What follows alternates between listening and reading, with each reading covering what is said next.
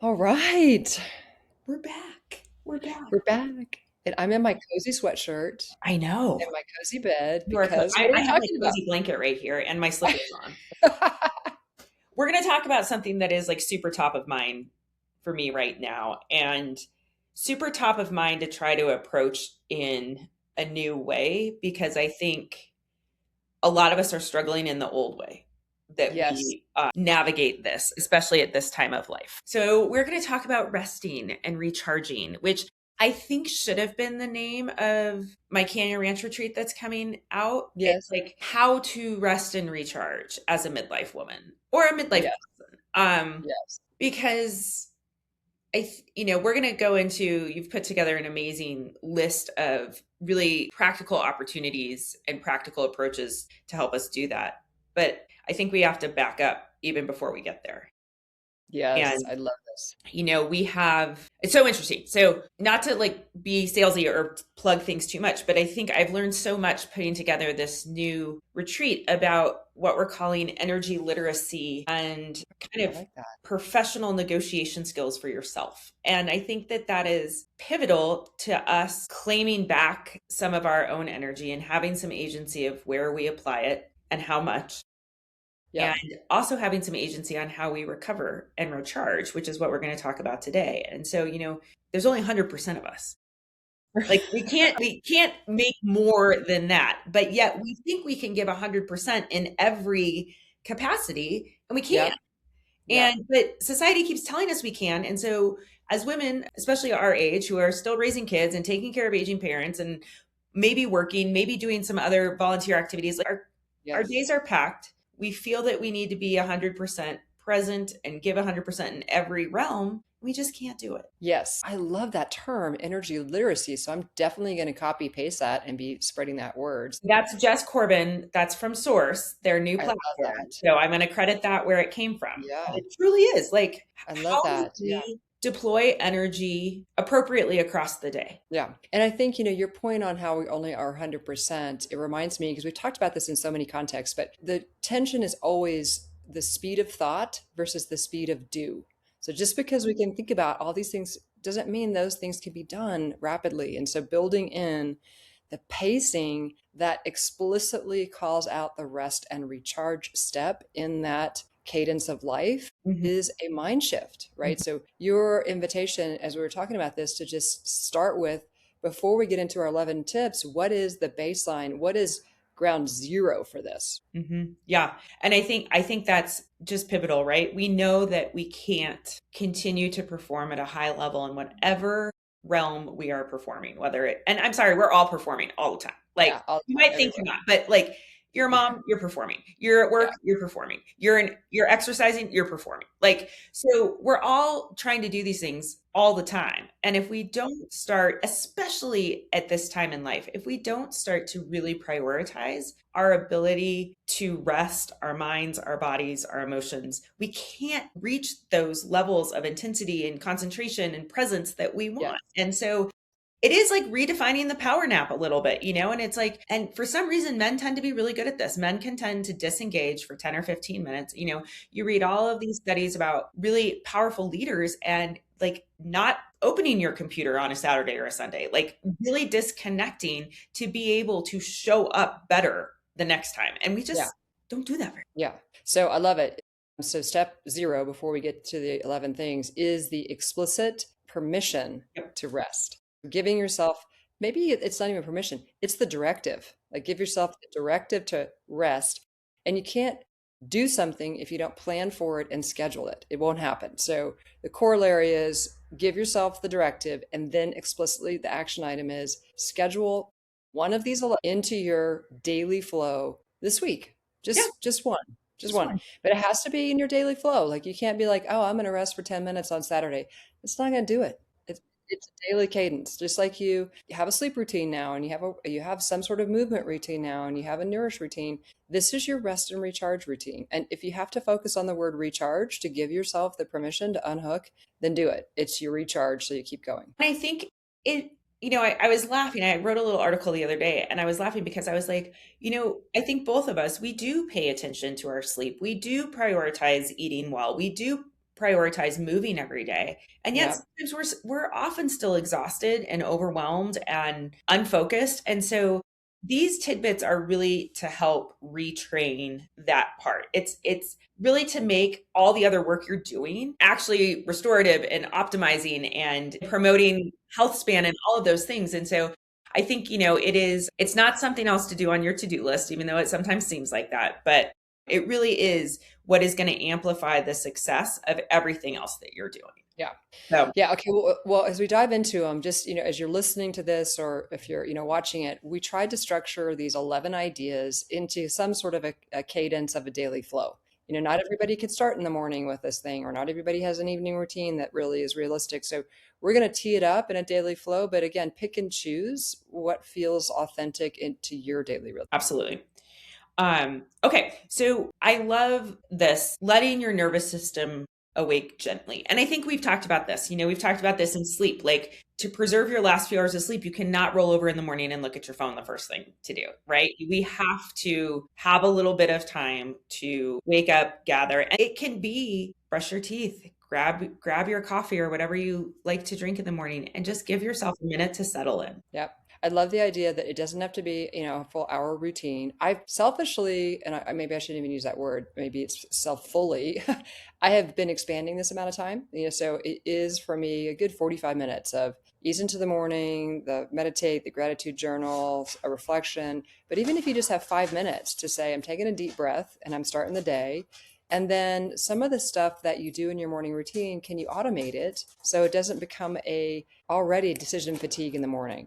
Right. I Eat love the that. same breakfast, do the same order of tasks. So when you get into your nighttime routine, which we'll get to towards at the end, if you can flag a couple of things that you just do so that you pull out some decisions early in the morning, that in and of itself is a rest and recharge. Yeah. And I think ideally we do it before we like dive into our day. Sometimes that's not possible. Like for me it's sunrise. Like I love sunrise. But sometimes sunrise is like 7:45 and like Yeah, I've been you're up in the since, day. I've been up for 3 hours by that point. And so I think that but that's like my 2 minutes. I take my friend Seb Little taught me this when I tried to do 75 slow, which was the opposite of 75 hard. And for Yeah. those of us that have a lot of kinetic energy, 75 slow is very difficult. But Yes. he was like, can you sit with something warm and watch the sunrise until what you have is not warm? And in Park City, sometimes that's 45 seconds, you're outside. That's right. That's But right. like it really did. And it sits with me every day that I try to take those 2 minutes to slow down. Yeah.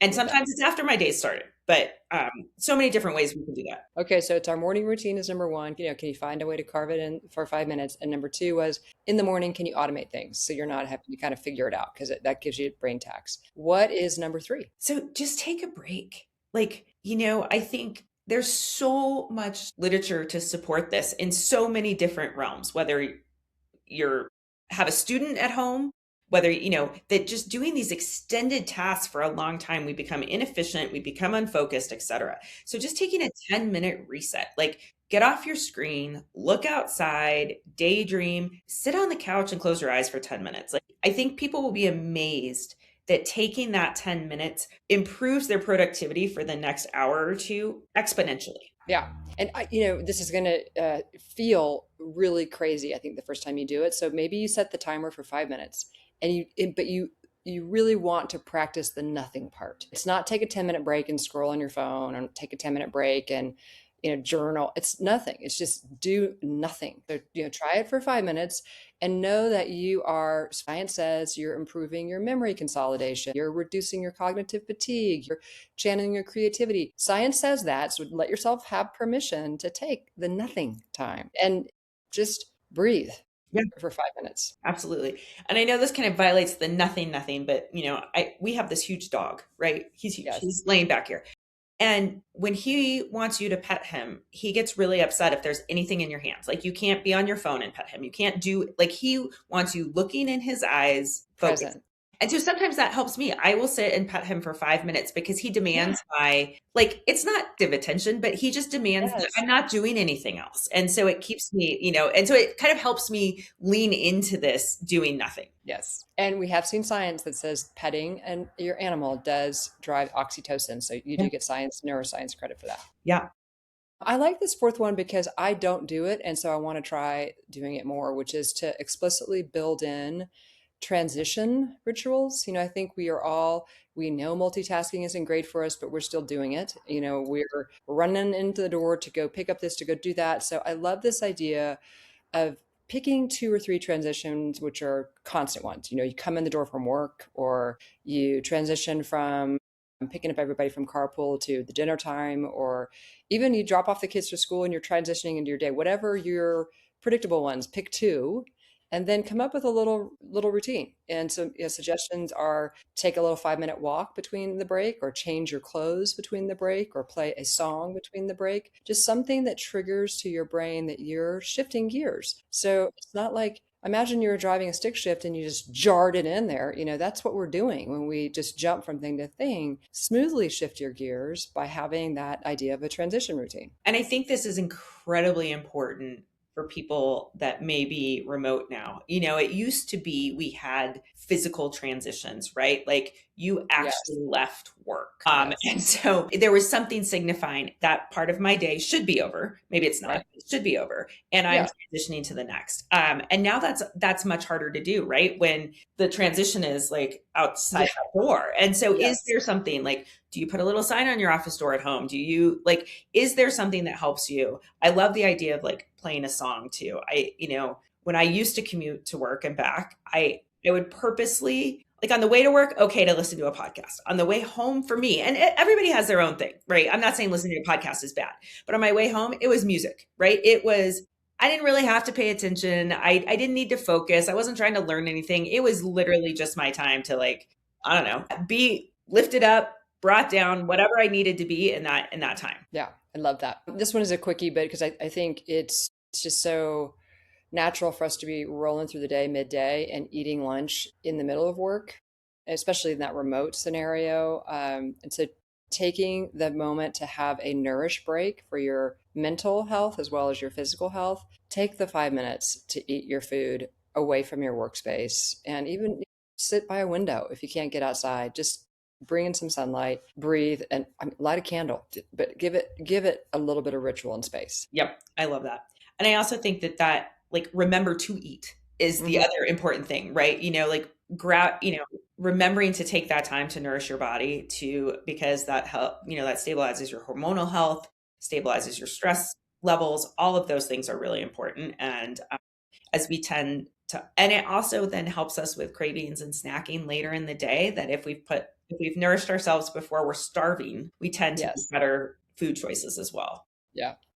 Yeah, and I think we think about breakfast and lunch. We talk a lot about food and nourish timing, but I'm seeing more and more of the science pointing to the benefits you get by front loading your protein. So getting that protein, if you think about that decision fatigue, maybe it's not just your breakfast, maybe it's your breakfast and your lunch that you've pre-programmed and you're solving for the protein load to give yourself the double whammy. Yeah. The next one is my favorite, and Yes. I am so bad sometimes of realizing I've been sitting in this chair, even though my desk can stand for Yeah. 7 hours. And so really scheduling in micro movement breaks. And again, like until it becomes a habit, I think is, if you happen to have meetings all day, every second meeting, like set a little timer on your phone that goes off and reminds you it's time to stand up. It's, if you're working from home or in an environment where you can walk up and down the stairs once, or walk outside and walk around your driveway once, or even just stretch at your desk. Like, Yeah. it's really pivotal again to like reset your brain, reset your focus, all of those things. Yeah. And some of those things that you can do for movement are so simple. It doesn't have to be do 11 burpees. It can be sit down on the floor and stand back up 2 times. Mhm. That can do it. So set the bar low and clear it is one of our favorite expressions. And on this one, the micro movement is such a big bang for the buck that scheduling it in and doing it 5 times in a day, set that little alarm and go. I love that.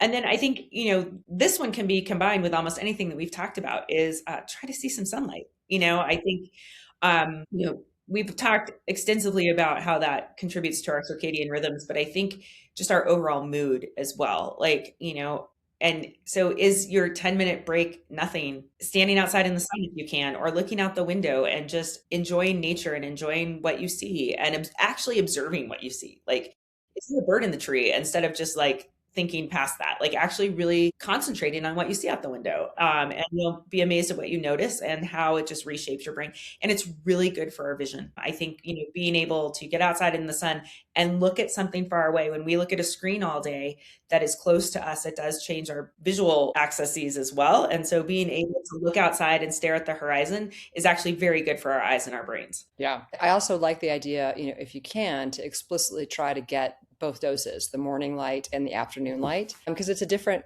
ray structure. So it's kind of, give yourself the invitation to do it twice. Check it out. This next one I love because my brain is always noisy and jumping around. And so I probably do this every day. I do a brain dump and just get all the little things out. And it's little things will be on the brain dump for a week straight. It's like I still haven't gotten it done, but somehow dumping it on a piece of paper, not in a to-do list. It's literally like just scribbling stuff off helps me feel like I'm purging and exhaling and not carrying the weight of the undone task because I'm not going to get that task done today. I just brain dump that stuff and then I circle one or two things that are the task for the day. And then it stops that like constant voice in my mind where I'm halfway doing the task. Like change that flight, book that ticket, whatever it is. And I think that is, this became key to me to help to sleep a little bit as well. When I Mm-hmm. was having a lot of trouble, like I'm really good at falling asleep, really bad at staying asleep. And, Yeah. it's that 3 a.m. brain churning and rumination that keeps me awake. And so doing this was really helpful because I knew things were written down and I knew that I could find them the next day because, it's always an emergency at 3 in the morning and it's really not that big of a deal at 7. You're like, No, why was I it's so crazy. worried about that? Yeah. But I also even started putting a pencil next to my bed and sometimes in a very sleep deprived state, adding something that was really worrying about me. And then I could tell myself, I've dumped it on the list and it's okay. Yes. Yeah. Yeah. I haven't lost it. I don't have to hold on to that. Yeah. I love that. I think this next one is realistically hard to do, which is to schedule a 20-minute kind of afternoon break. And, I think this comes from the tradition of like transcendental meditation where you meditate twice, 20 minutes in the morning, 20 minutes at the end of the day. And the science behind the end of the day is it is like a big booster for you to get through the rest of your day. So the rationale for it is clear. Taking a nap, doing a yoga stretch, doing a meditation session. But I know the 20 minutes will sound like a big chunk of time that no one has at 4 o'clock in the afternoon. So I think we put this one out there as an invitation and just say experiment with it. Maybe pick a Wednesday to do it. Just try it once and see, did you get a lift through the rest of the day by carving that out? It's explicitly doing it between like 3 and 6 p.m. It's an afternoon booster. Yeah.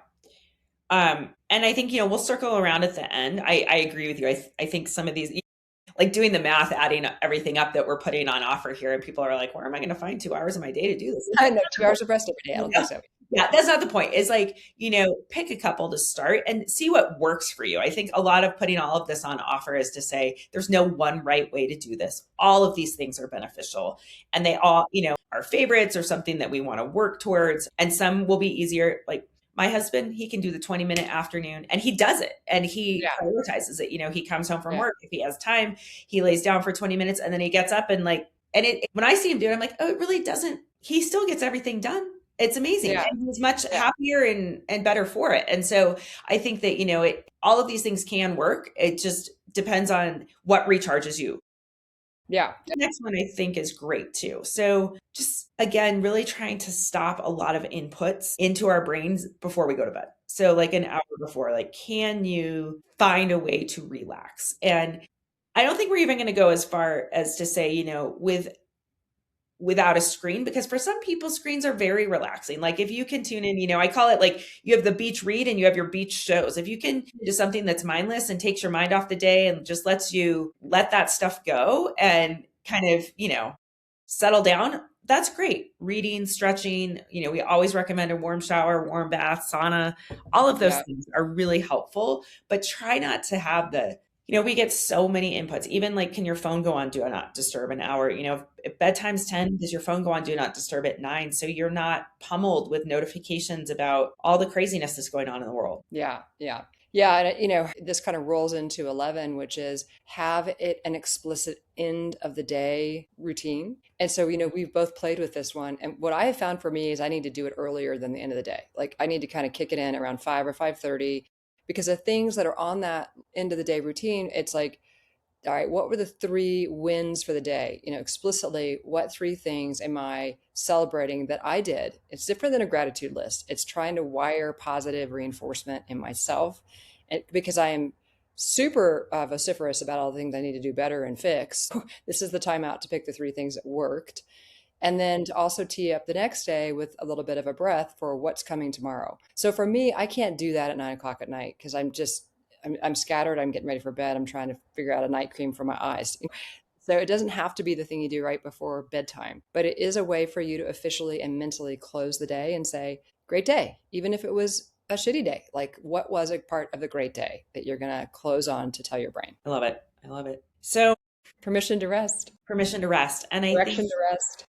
and I love your wording here. It's not lazy. It's not indulgent. It's not really even optional, and I think that, and again, it's one of those things that I always go back that, as when you're a parent or when you're around young kids, there are certain precious times, right? And we know that sleep and rest and recharging for our children is so important, especially when they're really little, right? That nap time was sacred as a toddler, or relaxation time. And these are things that just we lose as we evolve into adulthood and we get busy and it becomes not a priority. But if we go back to like the basic physiology of why we're having little kids do that, that hasn't gone away, right? Our brains need that, our bodies need that.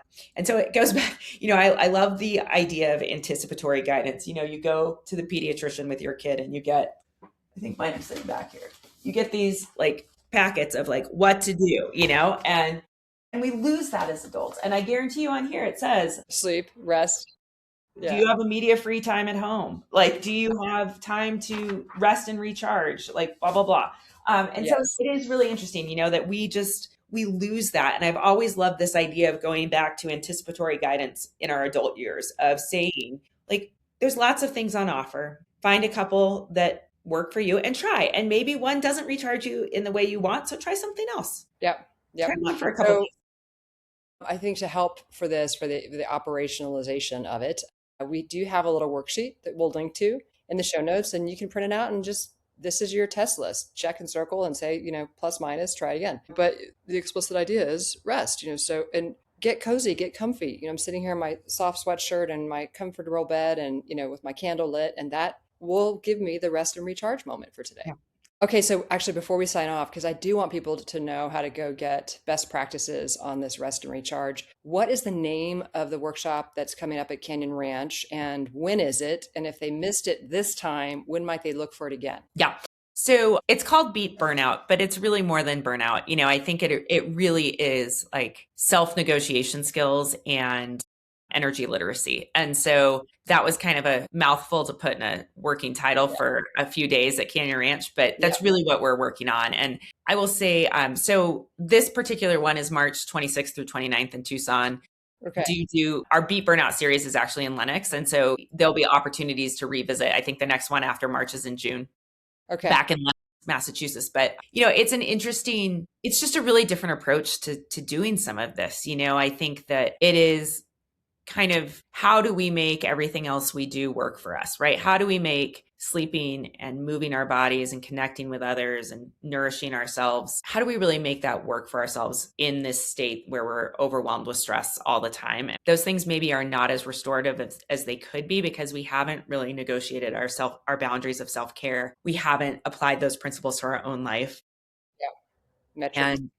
And then we really don't understand very well where our energy is dedicated to each day. Like, I think we do until we actually sit down and realize how much energy goes to tasks that are really not productive. Yeah. And how much energy do we need to put to certain tasks, which I think is fascinating, right? It's like, we don't need to show up 100% of the time. Like, sometimes 80% is good enough. Sometimes 60% is good enough. Sometimes just breathing in the room is good enough. We don't allow ourselves that. And so I think, we get to the end of the day and we are just totally exhausted because we don't practice the 11 things we just talked about, because we don't negotiate boundaries and time and permission in our lives to do it. And then we don't understand how to purposefully dedicate appropriate amounts of energy to things. Yeah. You are reminding me of this tool that I loved in the Design Your Life series called the Energy Audit. So let's put a pin on this one and do it as an episode, because I love the discipline and then the kind of aha that tool, which is what you're doing times 10 at Canyon Ranch, brings to people on where they're spending their energy and where they're Yeah. not getting an ROI on that. Yeah. Awesome. Okay, awesome. So, well, thank you for letting us know where to find it. And if we miss March, we'll come in June. Perfect. Sounds good. Take care, everybody. Bye. Bye. Thank you so much for spending your time with us here today. If you liked what you heard and you got some tips on how to live better right now and for the long haul, please help us reach more midlife women. Please share and rate and like this show. And we can't wait to continue the dialogue with you on our next episode. Until then, thank you. It's time.